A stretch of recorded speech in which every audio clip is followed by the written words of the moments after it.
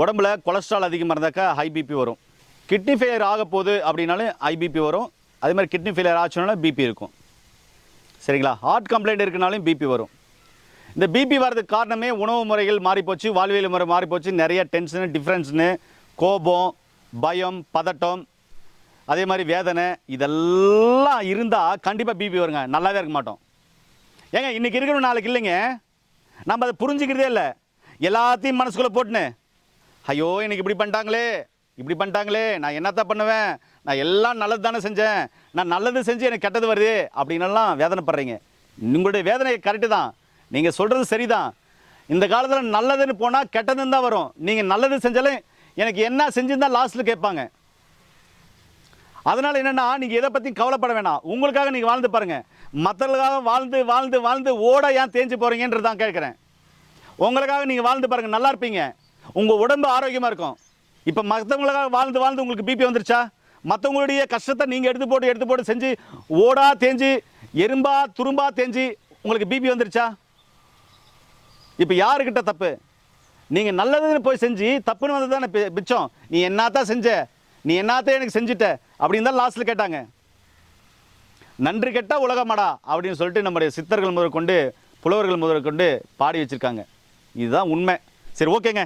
இப்போ என்ன, உங்களுக்கு பிபி வந்துருச்சு, மருந்து மாத்திரையில் போட்டுக்கிறீங்க, அதிலிருந்து எப்படி வெளியே வரணும்னு கேட்குறீங்க. ஏஞ்சல் எழுதுகிற நேரில் வணக்கம். நான் உங்கள் அன்பு சௌந்தரராஜதாஸ். சித்த மருத்துவத்தில் சர்பகந்தான ஒரு மூலிகை இருக்குது. அதை ப்ராப்பராக எடுத்துகிட்டு வந்தீங்கன்னா பிபி மெல்ல மெல்ல மெல்ல மெல்ல படிப்படியாக குறைஞ்சி உங்களுக்கு கண்ட்ரோலுக்குள்ளே வந்துடும். சரிங்களா? சரி, இப்போ மூலிகைகள் சொல்லணும்னு கேட்டுக்கிறீங்க. இங்கே பாருங்கள், என்கிட்ட இருக்கு பாருங்கள், நாட்டு செம்பருத்தி பூ பாருங்கள், எவ்வளோ அழகாக இருக்கு பாருங்கள். இந்த நாட்டு செம்பருத்தியை காலை, மதியம், இரவு தேவையான அளவு, நான் அவ்வளோனாலும் சொல்கிறேங்க. ஒரு சிலருக்கு பார்த்தீங்கன்னா 2 பூ பிடிக்கும், 3 பூ பிடிக்கும், 5 பூ பிடிக்கும், 10 பூ பிடிக்கும், எனக்கு தெரியாது. உங்களுக்கு பிடிச்ச அளவு பச்சையாகவே கடித்து மென்று சாப்பிடுங்க, நல்லாயிருக்கும். இல்லைன்னா அந்த மகரத்தை எடுத்துகிட்டு என்ன பண்ணுறீங்க அப்படின்னு சொன்னால் கஷாயம் வச்சு காலை, மதியம், இரவு 3 வேளை குடிச்சிட்டு வாங்க. உங்களுக்கு ஹை பிபி நார்மல் ஆகிடுங்க. நம்ம மக்கள்கிட்ட இருக்கிற ஒரு பழக்கம் என்ன தெரியுமா? எவ்வளோ நாளில் குணமாகும் அப்படின்னு ஒரு கேள்வி. ஏங்க பல வருஷமாக பிபிக்கு மாத்திரை போட்டுக்கிறீங்க, பல வருஷமாக பிபிக்காக சிகிச்சை எடுத்துருக்கிறீங்க. ஆனால் நான் ஒரு இயற்கையான மருத்துவ முறையை சொன்னால், தம்பி நீ சொல்கிறதெல்லாம் போதும், எத்தனை நாள் குணமாகும் அப்படின்னு ஒரு கேள்வி கேட்குறீங்க. ஆனால் இதுக்கு பொறுமை இல்லை உங்களுக்கு. நான் என்ன சொல்கிறேன், ஒரு 3 மண்டலம் சாப்பிட்டு பாருங்கள், கண்டிப்பாக நார்மல் ஆகிடும். கண்டிப்பாக நார்மல் ஆகிடுமா? கண்டிப்பாக நார்மல் ஆகிடும். என்ன போல் வாழ்க்கைங்க. ஏங்க முதல் நினைங்க, நான் நல்லா இருப்பேன்னு நினைங்க, கண்டிப்பாக நல்லா ஆகிடும். இப்போ ஒரு எக்ஸாம்பிள் சொல்லட்டுமா? பிபிக்கு மாத்திரை போடுறீங்க, நீங்கள் டவுனில் இருக்கீங்க, கிராமத்துக்கு போகிறீங்க, பேரம்பேத்தியை பார்க்குறீங்க, அங்கே தோட்டத்தில் இயற்கையாக இருக்குது, அங்கே போகிறீங்கன்னு வைங்களேன், மருந்து மாத்திரை எட்டு போகிறீங்க, பேரம்பேத்தியோட கொஞ்சம் நேரம் இருக்கீங்கன்னு வைங்களேன், மருந்து மாத்திரை போகிறதுக்கே மறந்துடுவீங்க. ஒருவேளை மகனோ மகளோ ஞாபகப்படுத்துவாங்க, எப்பா ஏன் பிபிக்கு மாத்திரையே போடல? அட பேரம்பேத்தி கூட இந்த சந்தோஷத்தில் பிபி மாத்திரை போகிறதே மறந்துட்டோம்ப்பா. அப்போது என்ன சொல்ல வரீங்கன்னா, மனசு ஆரோக்கியமாக இருந்தால், மனசு சந்தோஷமாக இருந்தால், நீங்கள் சந்தோஷமாக இருந்தால் பிபி மாத்திரை மட்டும் இல்லை, எந்த மருந்தும் வேணான்றது உங்களுக்கு புரியுதா? அப்போ பிபியை வர வச்சுக்கின்றாரு நீங்கள். பிபி இல்லாமல் போகிறதுக்கு காரணம் யாரு? நீங்கள் தான் சொல்கிறேன். அப்போ பிபி இல்லாமல் இருக்குன்னா சந்தோஷமாக இருக்குன்னு தான் சொல்ல வரேன். இப்போது உங்களுக்கு பிடிச்ச கடவுள் வருது, உங்களுக்கு பிபி ஹை பிபியாக இருக்குது, செக் பண்ணி பார்க்குறோம்.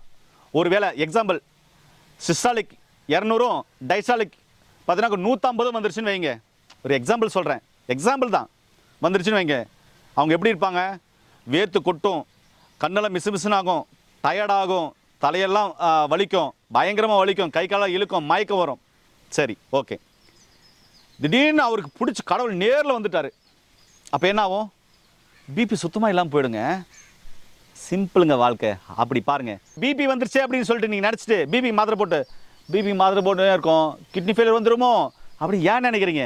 பிபிக்கு மாத்திரை போட்டுனே இருக்கும், கொலஸ்ட்ரால் வந்துடுமோ ஏன் நினைக்கிறீங்க? பிபிக்கு மாத்திரை போட்டுனே இருக்கும், சைடு எஃபெக்ட் வந்துடுமோ ஏன் நினைக்கிறீங்கன்றேன். இருக்கவே இருக்குது. இங்கே பாருங்கள், இது மாதிரி பூ இருக்குது, இது மாதிரி பார்த்தீங்கன்னாக்கா பூ இருக்குது. இந்த பூவெல்லாம் பார்த்தீங்கன்னா நிறைய இருக்குது. நான் உங்களுக்கு பார்த்தீங்கன்னா ஒரு 2 பூ மட்டும் எடுத்து எப்படி சாப்பிட்றதுனே காமிச்சிடுறேன். இப்போ 2 பூ இருக்கா? பிபி தானே உங்களுக்கு? மகரந்தத்தை எடுத்துருங்க. நான் இத்தனை பூ அத்தனை பூவெல்லாம் சொல்ல, மகரந்தத்தை எடுத்துருங்க. இந்த பூவை பிச்சுக்கோங்க. இது பிச்சுக்கோங்க. பிச்சு நீங்கள் தண்ணியில் போட்டு கொதிக்க வச்சு கஷாயமாக குடித்தாலும் சரி. என்னெல்லாம் விட்டு ஆடு மாறு மாதிரி மேய்ஞ்சிட்டு போயிடுவேன். இல்லை அப்படின்னு சொன்னால் காலையில் ஒரு எக்ஸாம்பிள் ஒரு 2 பூ 3 பூ 5 பூ போட்டிங்கன்னா 5 பூ கூட எடுத்துக்கோங்க. மதியம் ஒரு 5 பூ, சாயந்தரம் ஒரு 5 பூ, 2 பூனா 2 பூ கூட நீங்கள் அந்த காம்பினேஷன் கூட எடுத்துக்கலாம். உங்களுக்கு எவ்வளோ பிடிக்குமோ அவ்வளோ எடுத்து என்ன பண்ணுறீங்கன்னா, காலை மதியம் சாயந்தரம் வெறும் வயிற்றில் சாப்பிட்டு வாங்க. பச்சையாக நல்லா கழுவிட்டு பச்சையாக சாப்பிட்டு வாங்க, சுத்தம் பண்ணிவிட்டு. இது இந்த இடத்துல பார்த்தீங்கன்னா நல்லா தூய்மையாக இருக்குது, அப்படியே சாப்பிட்லாம். இதோடு சேர்த்து நல்லா புரிஞ்சுக்கோங்க, பிபி இருக்கிறவங்க காலையில் 2-3 வெண்டைக்காய் இல்லை 5 வெண்டைக்காய் கூட பச்சையாகவே கடிச்சு மேட்டு சாப்பிட்லாம், அதனுடைய தோல் சதவீதையோடு.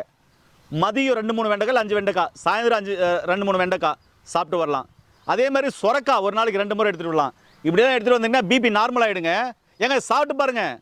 நான் சாதாரண வெண்டைக்காய், செம்பருத்தி பூ, சொரக்காய் தானே சொல்லியிருக்கேன். அதோடு நீங்கள் மாத்திரை போட்டு சாப்பிட்டு வந்து பாருங்கள். அப்புறமா நீங்கள் டெஸ்ட் எடுத்து பாருங்கள், சிஸ்டாலிக் எவ்வளோ இருக்குது, டைசாலிக் எவ்வளோ இருக்குதுன்னு. ரொம்ப ஆச்சரியமாக இருக்கும். பார்த்தாங்க சிஸ்டாலிக்கு பார்த்தீங்கன்னா 100 110 வந்துடும். டைசாலிக்கு பார்த்தீங்கன்னா உங்களுக்கு 75 80 82 அது மாதிரி வரதெல்லாம் நிறைய பேர் இருக்குது. 80 75 76 80 82 83 வரதெல்லாம் நிறைய பேர் இருக்காங்க. அதுக்கப்புறம் உங்கள் மருத்துவரின் ஆலோசனைப்படி நீங்கள் அந்த மருந்தினுடைய அளவை டோஸை குறைச்சிக்கலாம். இது அழகாக சாப்பிட்லாம். இங்கே பாருங்கள்,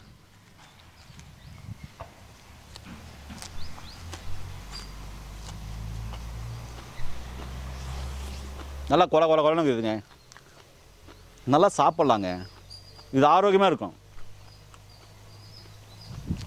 ஆனால் நம்ம சாப்பிட மாட்டோம். வெண்டைக்காய் டேஸ்ட் இருக்குது, புளிப்பு இல்லை, கசப்பு இல்லை, இனிப்பும் இல்லை. வெண்டைக்காய் டேஸ்ட்டில் கொல கொல கொலன்னு இருக்குது. எங்க ரொம்ப சிம்பிளுங்க. உங்கள் வீட்டு பிள்ளையாக நினச்சி சொல்கிறேன். நம்ம ஆரோக்கியமாக இருக்கணும் அப்படின்னு சொன்னால் இயற்கையோடு சேர்ந்து வாழணுங்க. இயற்கையோடு சேர்ந்து வாழ்ந்தால் நோய் நொடி இல்லாமல் ஆரோக்கியமாக இருக்கலாங்க. பிபின்றது ஒரு நோயை பார்க்காதீங்க, அது இடையில வந்ததுங்க, இடையில போயிடும். சரிங்களா? பிபியாக இருக்கட்டும், சுகராக இருக்கட்டும், எந்த வியாதியாக இருக்கட்டும், இடையில தானே வந்துச்சு. ஏன் வந்துச்சு? உணவியல் முறை மாறி போச்சு, வாழ்வியல் முறை மாறி போச்சு, லைஃப் ஸ்டைல் மாறி போச்சு, சரிவிகித உணவு எடுக்கல. அதனால் இடையில வந்த நோய். வாழ்வியல் முறை சரியாக வாழுங்க, உணவியல் முறையை சரியாக உணவாக சாப்பிடுங்க, சரிவிகித உணவு சாப்பிடுங்க, போயிடும்னு சொல்கிறேன். இந்த நோய் மட்டும் இல்லை, எல்லா நோயும் சொல்கிறேன். நம்ம நல்லா இல்லாத காரணம் என்ன தெரியுமா? பொறாமை நிறைஞ்ச உலகம், வயிற்றெரிச்சல் நிறைஞ்ச உலகம், எல்லாரையுமே எதிரியாக பார்க்குற உலகம். ஒருத்தர் நல்லா வாழ்ந்துடக்கூடாது, வயிற்றெரிச்சல்லே அவனை சுத்தமாக இல்லாமல் பண்ணிவிடுவாங்க. இப்படி மற்றவங்க பார்த்து பார்த்து பார்த்து பார்த்து நம்ம இருக்கிறோம். நம்ம நல்லது செஞ்சு செஞ்சு கெட்டதுன்னு வருதுன்னு ஒரு பக்கம் ஃபீல். ஒரு எக்ஸாம்பிள் சொல்கிறேன். எல்லாருக்கும் அள்ளி அள்ளி கொடுக்குறீங்க, எல்லாருக்கும் உடம்பு சரியில்லைனா ஓடி ஓடி பார்க்குறீங்க. உங்களுக்கு உடம்பு சரியில்லைன்னா ஒருத்தர் கூட வந்து பார்க்க மாட்டாங்க. எல்லாருக்கும் அள்ளி அள்ளி கொடுப்பீங்க, உங்களுக்கு ஒரு 10 ரூபாய் இல்லைன்னா யாரும் வந்து கொடுக்கவே மாட்டாங்க. இதனால தான் முன்னோர்கள் சொன்னேன், நன்றி கெட்ட உலகமாடா, 5 அறிவு படுத்த இந்த நாய்க்கும் நன்றி உள்ளதாடா, மனுஷனுக்கு நன்றி இல்லைடா அப்படின்னு சொல்லிட்டு போயிட்டாங்க. நான் எதுக்காக சொல்ல வரேன்னா, நம்ம கிட்ட தாங்க இருக்குது நோய் வர வச்சுக்கிறதும் போகிறதும். ஆட என்னத்தான் இருப்போது, இன்றைக்கி இருக்கிறோம் நாளைக்கு இல்லை. இந்த காதில் வாங்கி அந்த காதில் விட்டு உங்களுடைய லைஃப்பை நீங்கள் சந்தோஷமாக வாழ்ந்து பாருங்கள். ஏங்க நம்ம வாழ்கிற வாழ்க்கை மற்றவங்களுக்கு காயப்படுத்தாமல், மற்றவங்கள தொந்தரவுப்படுத்தாமல், மற்றவங்கள கஷ்டப்படுத்தாமல், மற்றவங்கள துன்பப்படுத்தாமல் வாழ்கிற அனைத்து வாழ்க்கையும் சரியானதே, சிறப்பானதே. கேட்டுக்கோங்க, உங்களுடைய வாழ்க்கையை நீங்கள் தீர்மானிங்க. உங்களுடைய வாழ்க்கையை வாழ்கிறதுக்கு நீங்கள் தீர்மானித்து அந்த வாழ்க்கையை வாழ பழகுங்க. உங்களுக்காக நீங்கள் என்னைக்கு வாழ்கிறீங்களோ அன்றைக்கி நல்லா இருப்பீங்க. மற்றவங்களுக்காக என்னைக்கு வாழ்ந்தீங்களோ அன்றைக்கி நல்லாவே இருக்க மாட்டீங்க. மற்றவங்களால் வாழ்ந்தீங்க என்ன பிரயோஜனம்? அவ்வளோதான், மறந்துடுவாங்க. நீ என்னத்த செஞ்சு அதாவது ஒரு மாதிரி சொல்லுவாங்க, சொல்லக்கூடாதுன்னு நினைக்கிறேன். நீ எனக்கு பெருசாக என்ன செஞ்சுட்ட, நீ எனக்கு பெருசாக என்ன செஞ்சு பண்ணிட்ட அப்படின்னு என்னமோ புள்ளியாக வச்சு பேசுவாங்க. நமக்கு தேவையில்லைங்க. உங்கள் வாழ்க்கையை தயவு செஞ்சு நீங்கள் வாழுங்க. நீங்கள் நல்லா இருக்குன்னா நீங்கள் தான் முடிவு பண்ணணும், நீங்கள் நல்லா இல்லைனாலும் நீங்கள் தான் முடிவு பண்ணணும். நோய் வரணும் தான் நீங்கள் தான் முடிவு பண்ணணும், நோய் இல்லாமல் போனலாம் நீங்கள் தான் முடிவு பண்ணணும். சொல்ல வரணும் போதே நான் இந்த பூவெல்லாம் பார்த்துனே இருக்குது. உண்மையாக காலை சாப்பிட்லைங்க, பசி வேறு. சரி, காலை டிஃபனாக சாப்பிட்ருவோம். பிபி இருக்குது, கவலையப்பட வேண்டாம். இது மாதிரி செம்பருத்தி பூவை சாப்பிடுங்க. கொலஸ்ட்ரால் அதிகமாக இருக்குது, செம்பருத்தி பூவை சாப்பிடுங்க. மனசு அமைதியாக இல்லை, செம்பருத்தி பூவை சாப்பிடுங்க. முடி வளர்ச்சிக்கு செம்பருத்தி பூவை சாப்பிடுங்க. அழகாக இருக்கணும், செம்பருத்தி பூவை சாப்பிடுங்க. வெயில் சுட்டரிக்குது பாருங்கள், வெயில் கீழே தான் நின்று பேசிட்டுருக்கிறேன்.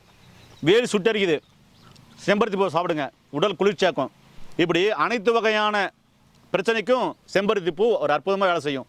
இருதயத்துக்கு அற்புதமாக வேலை செய்யும், நோய் எதிர்ப்பு சக்திக்கு அற்புதமாக வேலை செய்யும். பிபிக்கு அற்புதமாக தீர்வளிக்கக்கூடிய ஒரு அற்புதமான தீர்வை சொல்லியிருக்கேன். கடைப்பிடிச்சு பாருங்க, நோய் நொடி இல்லாமல் ஆரோக்கியமாக வாழுங்க. இந்த வீடியோ பிடிச்சிருந்தா எல்லாருக்கும் லைக் பண்ண மறந்துடாதீங்க.